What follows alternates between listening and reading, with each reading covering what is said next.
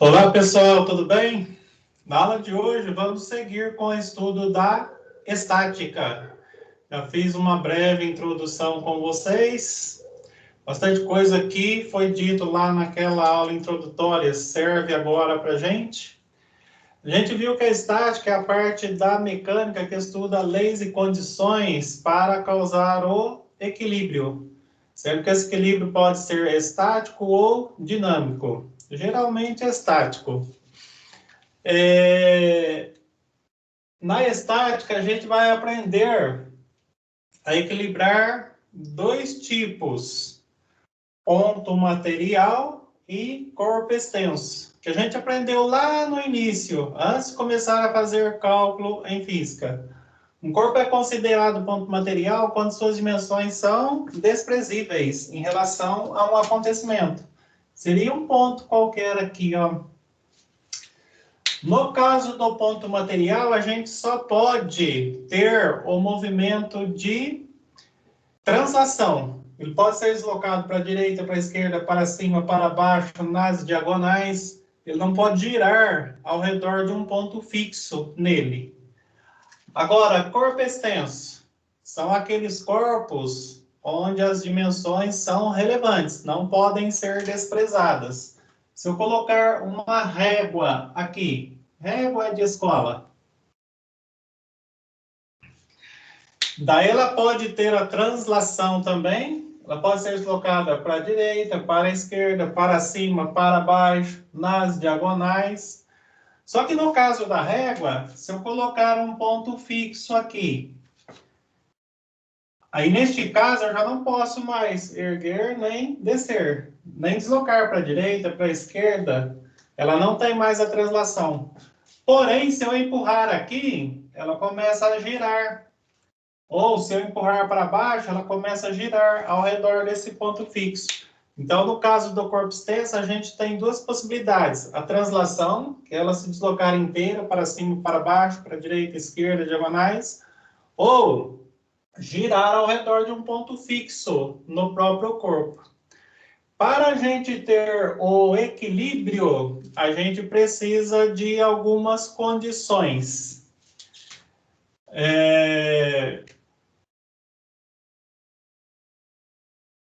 Condições de equilíbrio. No caso do ponto material, a única condição para ele estar em equilíbrio é que a força resultante sobre ele seja igual a zero. Pode ter forças atuando, porém a resultante dessas forças tem que ser igual a zero. Daí ele está em equilíbrio. Esse equilíbrio, no caso da força resultante ser zero, pode ser estático, ele estar parado, sem velocidade, ou em movimento retilíneo e uniforme. No caso do corpo extenso, a gente também tem essa condição. A força resultante sobre ele tem que ser igual a zero. Só que neste caso do corpo extenso, isso aqui elimina somente a translação. Ele ser deslocado para cima, para baixo, direita, esquerda, não elimina a possibilidade da rotação. Para a rotação ser equilibrada, o momento resultante sobre ele também tem que ser igual a zero. A gente vai estudar o momento de uma força. A gente chama o momento de uma força quando uma força for aplicada sobre um corpo e fazê-lo girar ao redor de uma posição de equilíbrio. É bem fácil, é bem tranquilo, tá? A força resultante ser igual a zero equilibra a translação. O momento resultante ser igual a zero equilibra a rotação, o giro do corpo. Se esses dois forem nulos, o corpo está em equilíbrio, ok? Isso aqui a gente vai estudar já já, bem, aparece, bem tranquilo. Agora, essa força resultante ser igual a zero tem a ver com a aula passada. Lá a gente fez somatória de vetores, não foi? Se eu tiver dois vetores aqui na mesma direção e mesmo sentido, no caso aqui duas forças, F1 e F2. Como fica a força resultante aqui? A força resultante aqui vai ser a soma. F1 mais F2. Porém, se eu tiver as duas forças aqui, na mesma direção e em sentidos opostos, F1 para esquerda, F2 para a direita. Como fica a força resultante aqui? A resultante aqui vai ser a subtração. E mais precisamente, a maior menos a menor. Maior sempre vence. E a resultante acompanha a maior no caso, tá? Neste caso, se as duas forem iguais, a resultante vai dar zero. Aí já equilibra. Ó, já tem uma condição aqui. Neste caso aqui, soma as duas. Coloca uma terceira força igual a essa soma para a esquerda, equilibra também. A outra situação que a gente viu foi das forças serem oblíquas. Formar entre si um ângulo. Aqui a força F1, aqui a força F2. Nesse caso, a gente calcula através da lei dos cossenos.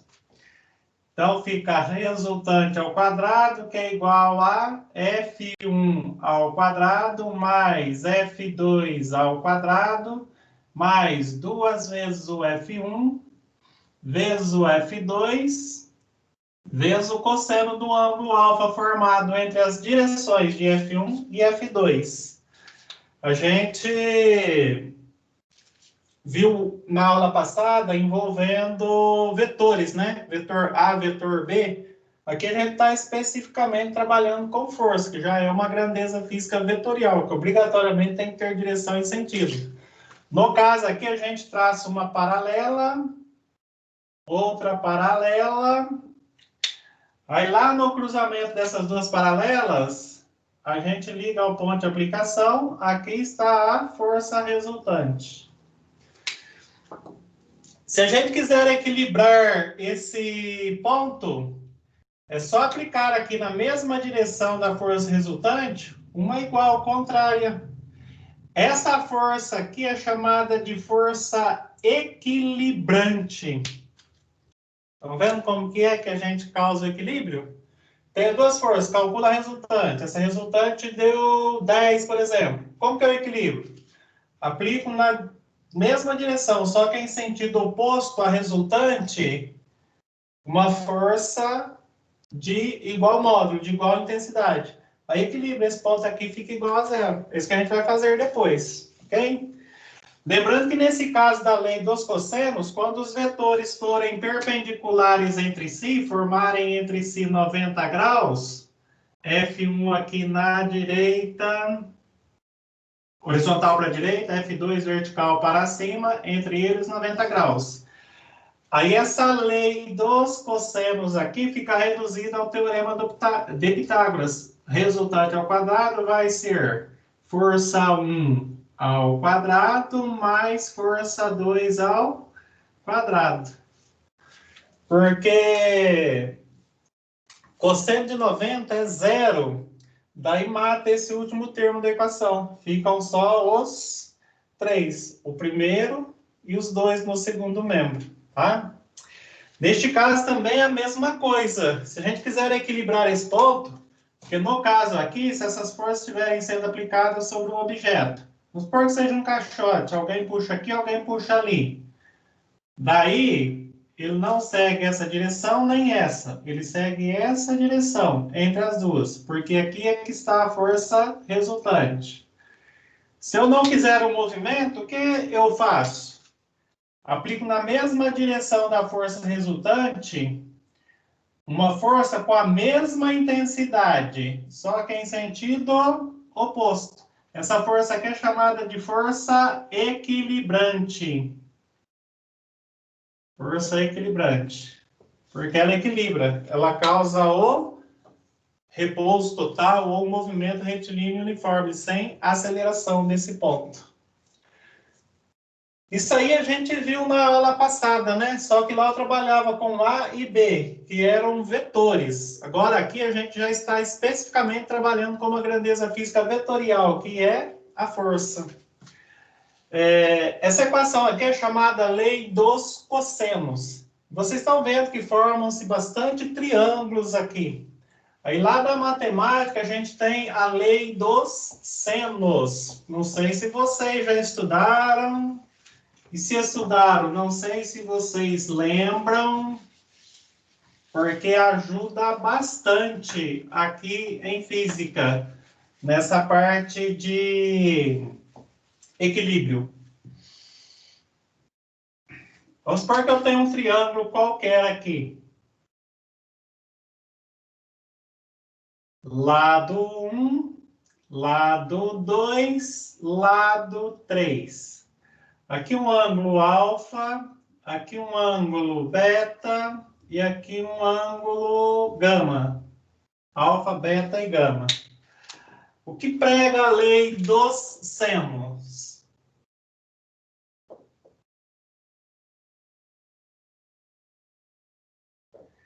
Prega assim, ó. L1 sobre o seno do ângulo oposto,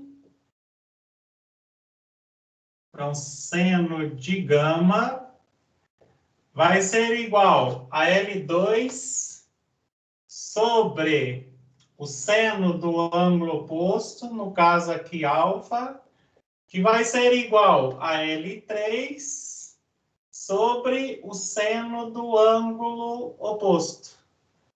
Ou seja, a razão entre um lado e o seno do ângulo oposto a este lado vai ser sempre uma constante.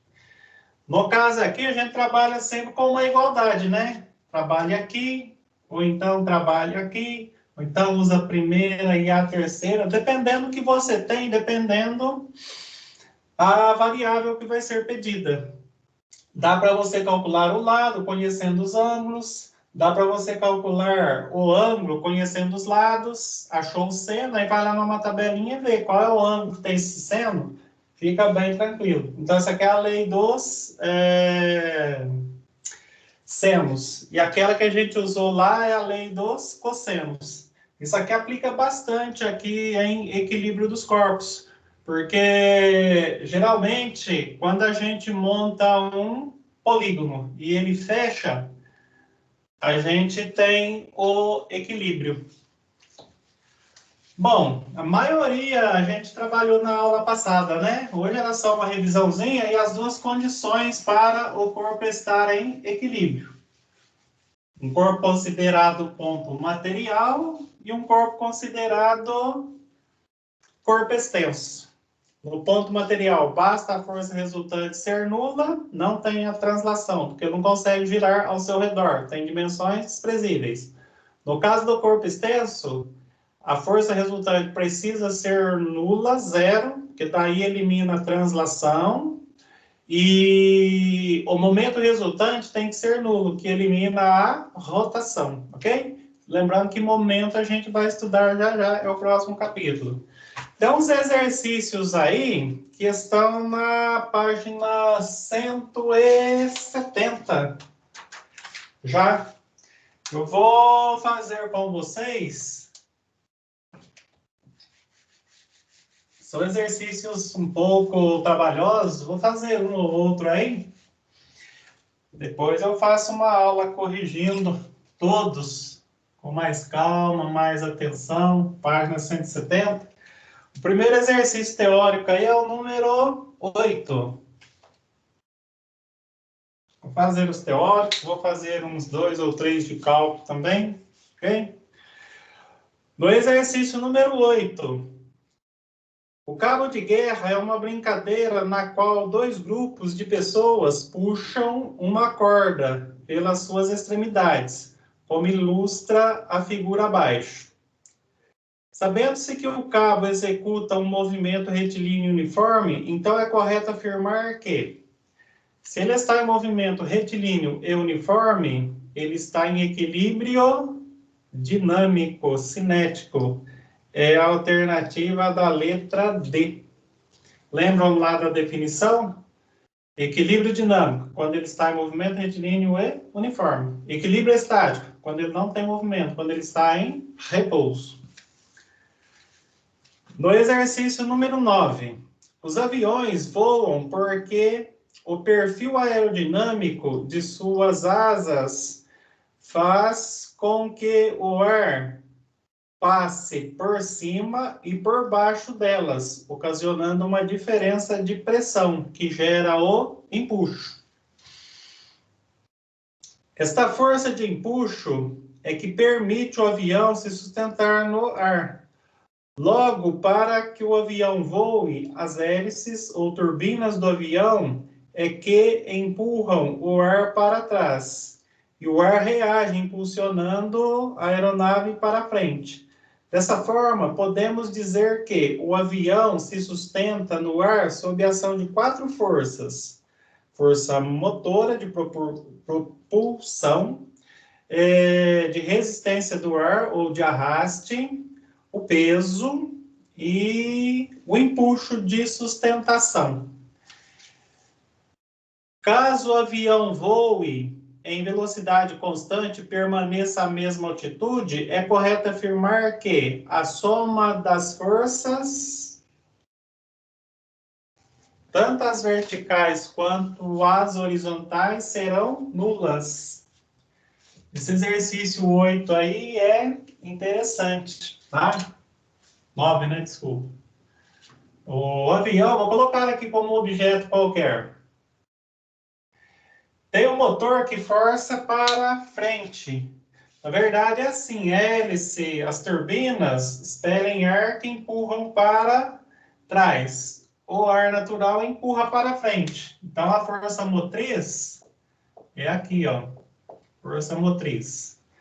Ela está recebendo a reação da força do ar, ou força de arraste.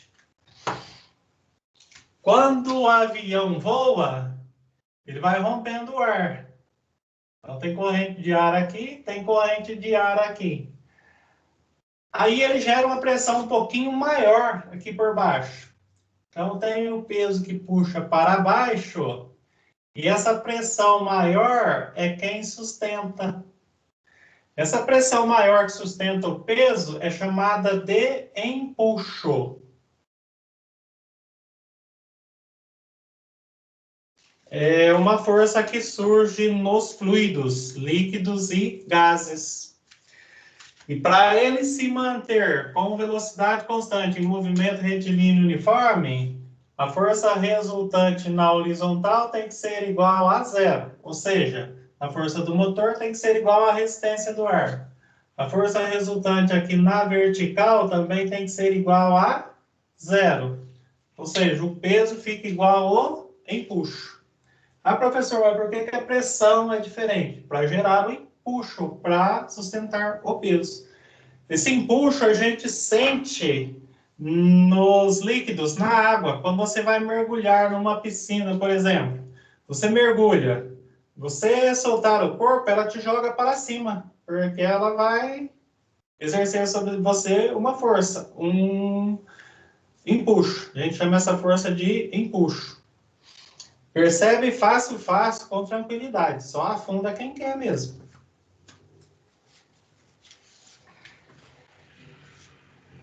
Bom, aí a resultante na horizontal é zero e na vertical também estabiliza.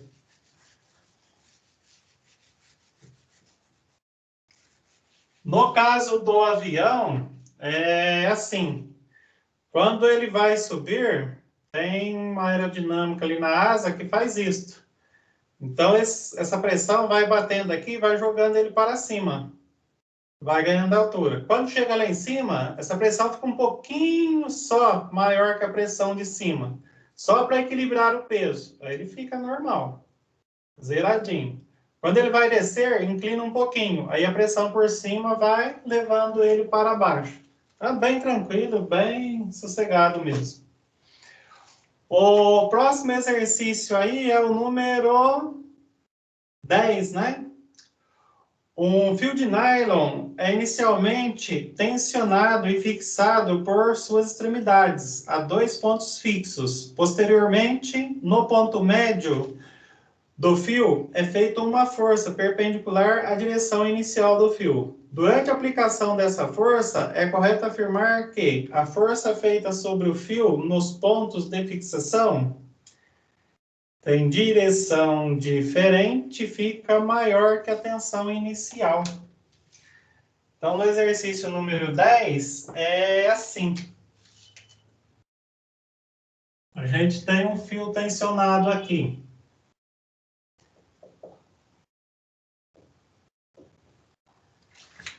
Daí tem uma tração sendo feita aqui. E outra aqui, ó. Ação e reação, né? Aí pendura um peso aqui. Faz uma força aqui para baixo. O que vai acontecer? Ele vai descer. Ele vai descer, mediante a ação dessa força. Aí o que vai acontecer? Essas trações aqui, elas mudam, ó. Essa vem para cá e fica maior. Essa vem para cá e fica maior. Então, as novas trações têm direções diferentes e são maiores que a anterior.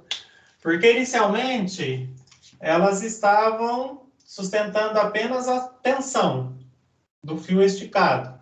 Agora, aqui, além da tensão, tem mais essa força extra. Então, elas têm que aumentar para manter o equilíbrio. Aqui já está começando a aparecer com as condições de equilíbrio, que a gente vai começar. No exercício número 11, agora, né? Esse exercício 11, ele é pesadinho.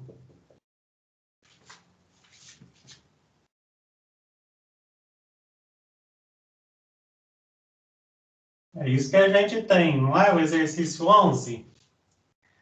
A gente tem aqui um fio que tem um peso, né? De massa M. Aí aqui é assim. E o peso de massa M está aqui. Olhei aqui, lembrei bem. Exercício 11. Considere que ambos os sistemas mostrados nas figuras A e B, essa é a figura A, essa é a figura B, a seguir estejam em equilíbrio e que as forças de tensões nos fios esquerdo possuem intensidades iguais a TA e TB. O fio esquerdo seria esse aqui, ó. Isso aqui é tração TA, essa aqui é tração TB. Aqui é o peso, né? Aqui é peso também. E aqui é uma tração qualquer, né? É uma tração que a gente não tem. Então, os fios esquerda aqui é TA e esquerda aqui é TB, respectivamente.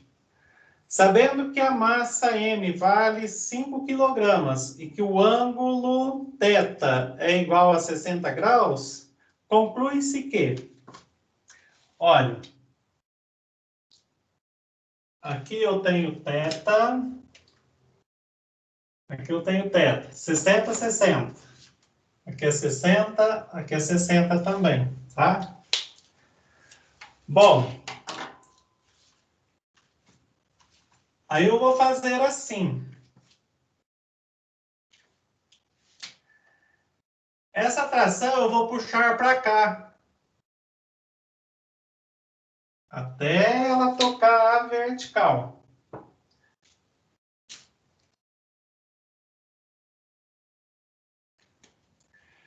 Lembrando que essa tração aqui, ela está puxando para cima, né?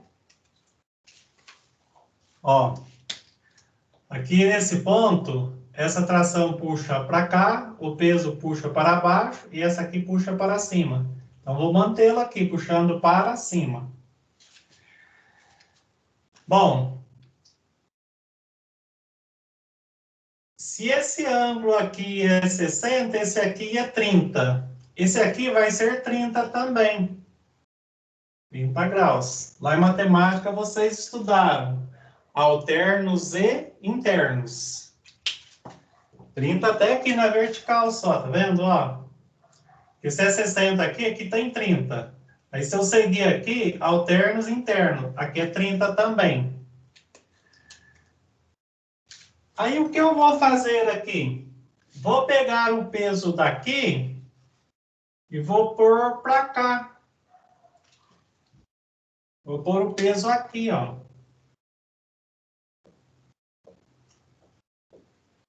Lembra que eu falei na aula passada? A gente pode deslocar as forças não mudando sua direção em sentido?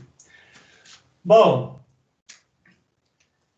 se esse ângulo é 60, então vem nessa linha aqui, alternos internos de novo. Esse aqui vai ser 60. Quer dizer que esse interno aqui é 30 graus. 30 graus. Então, de tudo aquilo que a gente tinha lá, eu cheguei neste polígono. Cheguei nesse polígono aqui. Bom, se esses dois ângulos são iguais, vou até fazer essa setinha aqui da tração A, aqui, ó. Estão vendo que a gente fechou o polígono? Se esses dois ângulos são iguais, esses dois lados aqui são iguais também. Então, eu cheguei à conclusão aqui que o peso é igual à tração A. Peso é igual à tração A. Ok? Então, vamos deixar ali. Agora, vamos para lá fazer a mesma coisa. O ponto em equilíbrio é esse ponto aqui. Aqui estava mais difícil, aqui está mais fácil. Essa tração está puxando nesse sentido. Essa tração puxa nesse sentido. E o peso aqui puxa nesse sentido. Aí o que eu vou fazer? De novo, igual eu fiz lá. Essa tração eu vou trazer para cá, ó. E não vou mudar o sentido dela. Tá vendo? Se aquele ângulo ali é 60, aí a gente traz para cá, ó. Esse aqui vale 30, né? Esse aqui vai valer 30 também. Aí, consequentemente, aqui eu vou ter um ângulo de 30 graus. 30 graus.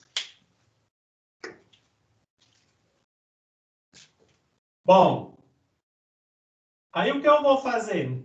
Eu vou trazer o peso para cá de novo. Vou trazer o peso aqui.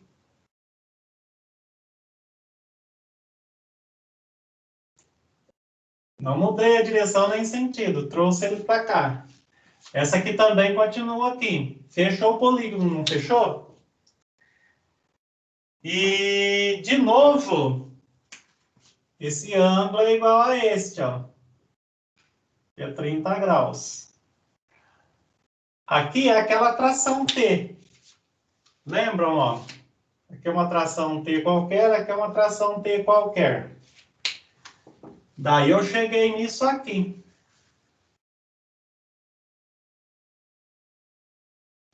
Bom, agora eu sei que essa tração é igual a TB. Só que aí para mim não adianta nada. Se eu conseguir essa tração comparar com o peso, daí eu posso usar essa igualdade aqui. Porque é TB e TA que eu quero, né? E o peso daqui é o mesmo peso que eu tinha aqui. Aí eu posso usar a lei dos senos. Porque aqui é assim. Se aqui é 30, aqui é 30, aqui eu vou ter quanto? 120. Vai cair lá na matemática de novo. A soma dos ângulos internos de qualquer triângulo vai ser igual a 180 graus. 30 mais 30, 60. Quanto que falta para 180? 120. Então, eu vou fazer assim, ó. Neste aqui. Peso sobre seno de 120. Isso vai ser igual a TB sobre seno de 30 graus. É a lei do seno que eu estou aplicando aqui, ó. Esse lado sobre esse ângulo vai ser igual a esse lado sobre esse ângulo, que são os ângulos opostos a ele. Eles. Então, aqui fica peso. O seno de 120 é igual ao seno de 60. Eles são suplementares, somados da 180. Seno de 60 é quanto? Raiz quadrada de 3 sobre 2. Aqui fica TB. Seno de 30 é meio. Aí eu vou cancelar esse 2 aqui. Pode cancelar, não pode? Ó. Cancela. Aí fazendo uma regrinha de 3, peso vezes 1, peso. Isso vai ser igual a raiz de 3 vezes T2. T2 nada, TB, né? Tô errando aqui. TB. Raiz de 3 TB.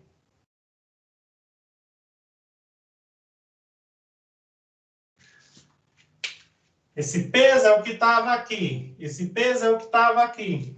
Então, o que eu posso fazer? O peso no esquema A é igual ao peso no esquema B. É a mesma massa, não é? O peso em A é igual à tração A que eu quero.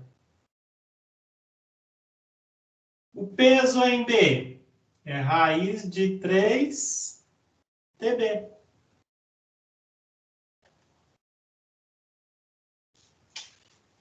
Correto. Né?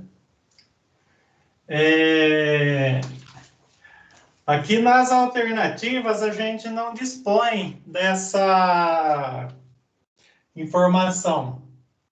Aí lá em matemática vocês aprenderam também, né? Inverte a operação ali. Então, a tração em A, como que inverte aqui? Radiciação vai virar potenciação.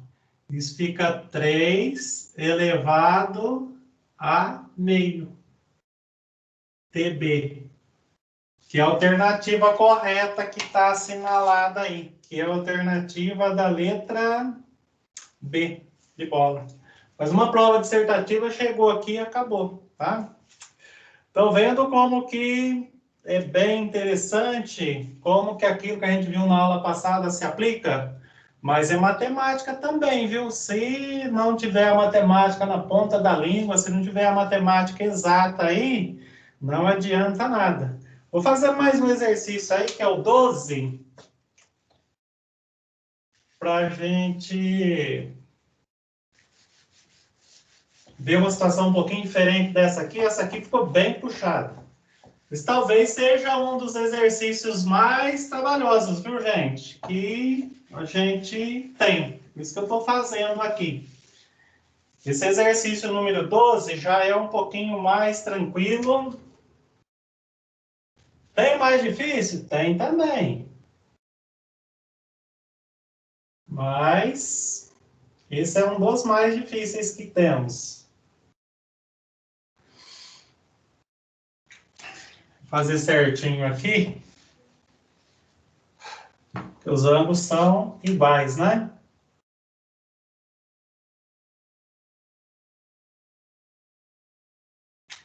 Difícil.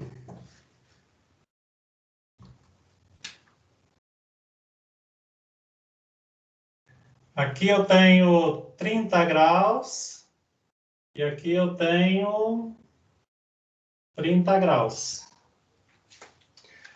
Bom, olha o exercício número 12. Dois operários suspendem um balde por meio de cordas, conforme mostra o esquema a seguir. Então tem um balde aqui, um faz força aqui, outro faz força ali. E forças iguais, porque são ângulos iguais, né? Sabe-se que o balde, com seu conteúdo, pesa 50 newtons. E que o ângulo formado entre as partes da corda no ponto de suspensão é de 60 graus. Então, 60 graus entre uma corda e a outra. Dá 30 aqui, 30 aqui da vertical. A corda pode ser considerada como ideal, inextensível, de massa desprezível, não pesa. Ou a gente despreza o peso, né? Quando o balde está suspenso no ar, em equilíbrio, a força exercida por um operário, medida em newtons, vale... Olha, aqui é assim, tem o peso para baixo, que é o peso do balde, 50 newtons. Aqui tem essa força puxando para cima, e aqui uma força igual também, puxando para cima. São duas forças aqui, ó.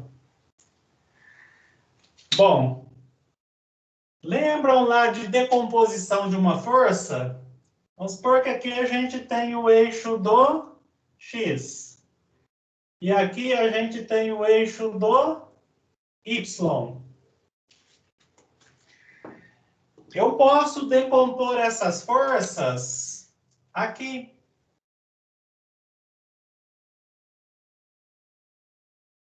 Aqui eu vou ter Fy desse homem.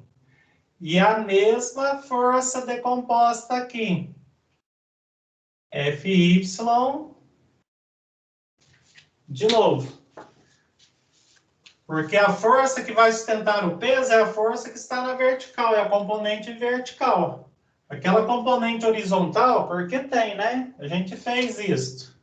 Essa componente horizontal aqui vai fazer isso. À medida que eles vão puxando, eles vão se afastando. E a corda vai esticando, vai. A tendência dela é ficar esticada na horizontal, tá? E esse efeito quem causa essas duas forças.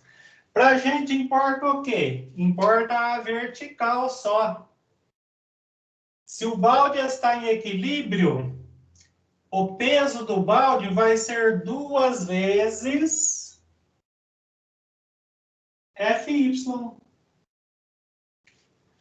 Porque tem uma componente Fy desse e uma componente Fy desse. Agora tem que tomar bastante cuidado, porque quando a gente vai trabalhar ali, eu posso fazer assim, ó. 2 vezes Fy é F vezes o seno do ângulo. Só que lembram, nessa equação a gente trabalha com qual ângulo? O ângulo entre a direção da força e a horizontal. É com esse ângulo que a gente vai calcular aquelas componentes. Se aqui é 30, eu sei que aqui é 60. Se aqui é 30, eu sei que aqui é 60. Então, ali a gente vai trabalhar com seno de 60 graus. Vou até repetir.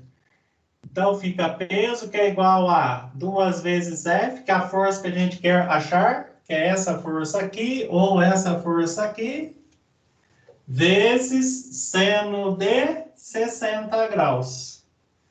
O peso eu tenho, que é 50.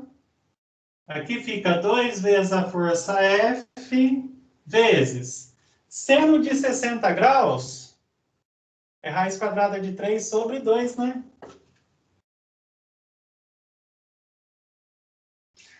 Aí, no mesmo termo, 2 multiplica, 2 divide, cancela. Aí sobra o quê? 50, que é igual a f raiz de 3.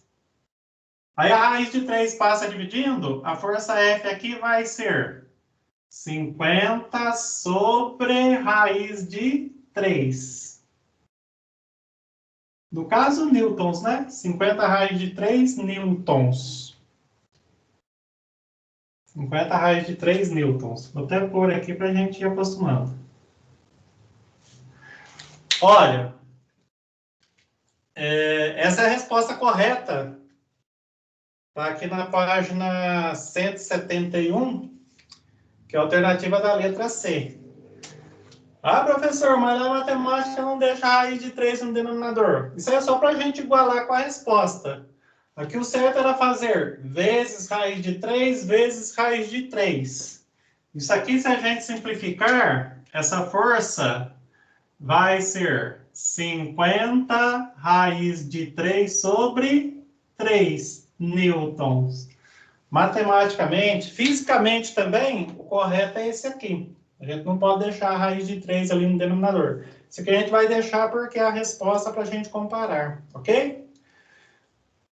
Bem, pessoal, a parte teórica é isso aí. Tem que dar uma boa lida na teoria. Eu dou aqui uma resumida na matéria, porque não dá para eu ficar falando tudo. Lendo a apostila, perde-se muito tempo. Então, eu dou uma geralzinha lá na parte introdutória, monto as equaçõezinhas que a gente vai fazer e já venho para cá nos exercícios, porque é aqui que a gente aprende, ok? Espero ter ajudado, espero ter colaborado com vocês aí mais um pouquinho, espero que vocês tenham aprendido mais um pouquinho aí para lá no terceiro ano a gente chegar num pocão, ok? Tchau, pessoal, até a próxima aula.